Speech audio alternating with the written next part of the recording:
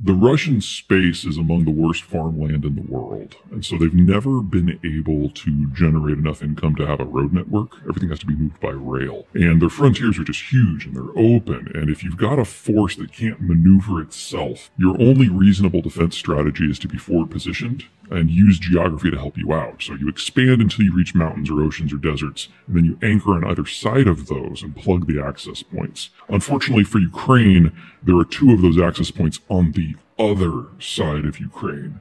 So the Russians were always going to try to push through and retake that territory that they had controlled for most of the last 350 years. Unfortunately for them, in the 35 years since the Soviet system collapsed, the Ukrainians have developed an identity, and now they would like to be something other than a road bump.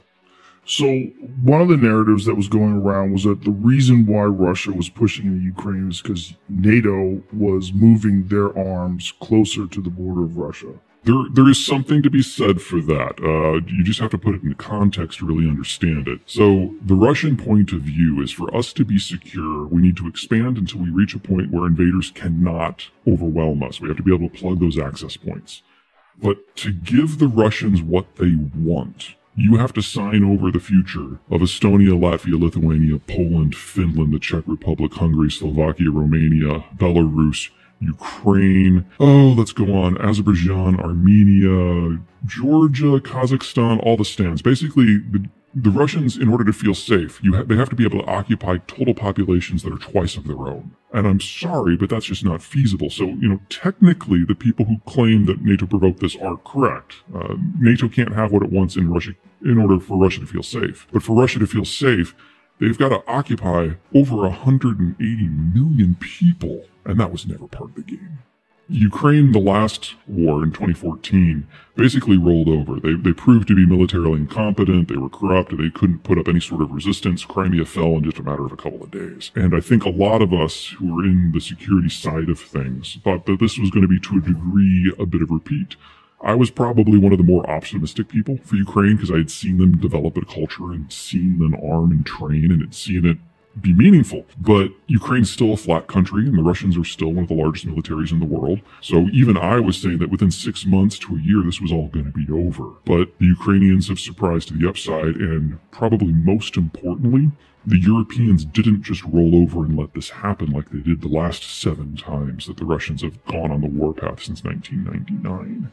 And that's changed the game fundamentally. Well, there's 2 paths here, and the problem is we haven't seen either side fight in their full glory yet, and until we have that fight, we really can't judge. Well, the Ukrainians are the underdog, but they're in the process of rapidly arming with more and more sophisticated equipment. And by the time we get to May, they will have been able to do a lot of deferred maintenance on the equipment they captured from the Russians, which was more equipment than they started the war with. And there will be 60,000 Ukrainian troops that have trained in NATO countries with more advanced equipment back in the field. So, we get our Athens, if you will. On the other side, the Russians will have finished their second mobilization, and they will have at least another 500,000 men in the field. Now, they will be badly trained and badly equipped and badly led with low morale, but troops like that have a technical term attached to them: Russian.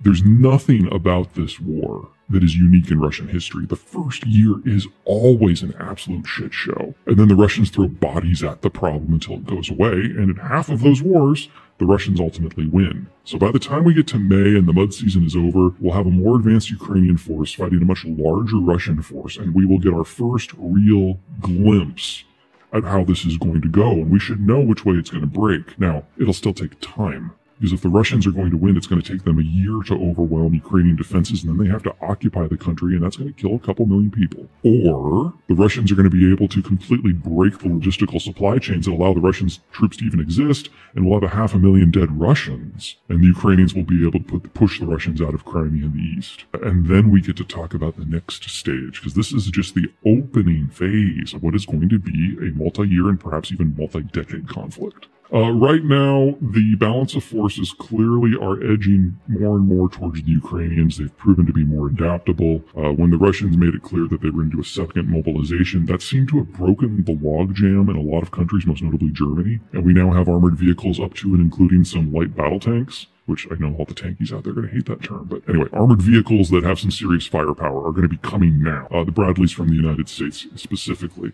And that is a tool that the Ukrainians have not had. So every time the Ukrainians have achieved a tactical breakthrough, they can only push as far as their infantry can run. Now their infantry is going to be mobile. And in a war of movement to this point, the Russians have proven that they're absolutely incompetent. Part of it's graft. The guy who is the defense minister, Shoigu, he's arguably one of the least competent people on the planet, but he's a friend of Putin, and so he's been able to milk the Defense Department for everything. Best guess is that he has taken a third of the budget himself for procurement, and his flunkies have taken another third, so very little gets to the military itself. So it's corruption. Huge corruption.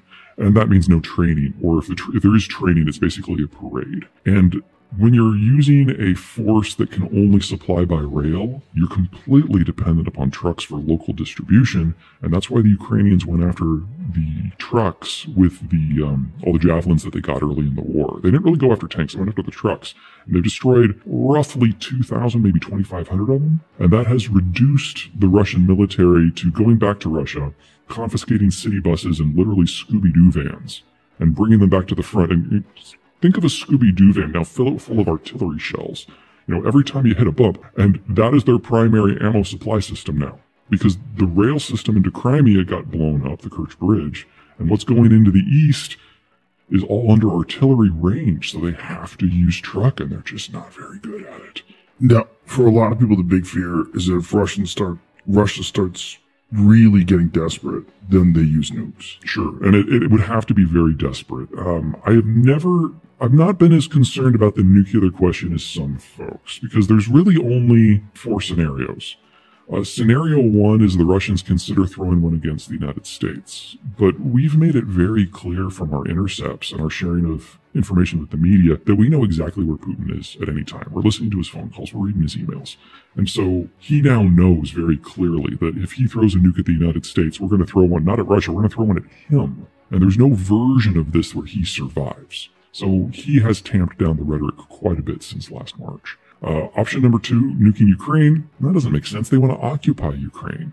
You don't want to have your troops in a place that's a radioactive wasteland.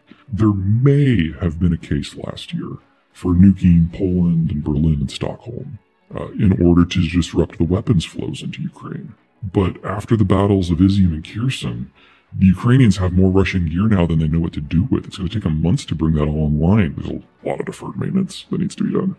And so disrupting the weapons flows no longer is a critical issue because the weapons are already there. So the only scenario I can see where the Russians would seriously consider nukes is if Ukraine doesn't simply win, but decides to carry the fight across the border into Russia proper. In that scenario, where the very existence of the Russian government is threatened, that would probably change the math. But I don't find that likely without a significant shift in mindset in Washington, because we're not just providing the Ukrainians with the weaponry and the ammo, we're providing them with the intelligence and most of the steps of the kill chain. Without that, the weapons are of limited usefulness, especially at long range. And the Ukrainians have no desire to rupture that relationship. So we're talking about a theoretical that is at a minimum 7 months away, probably further.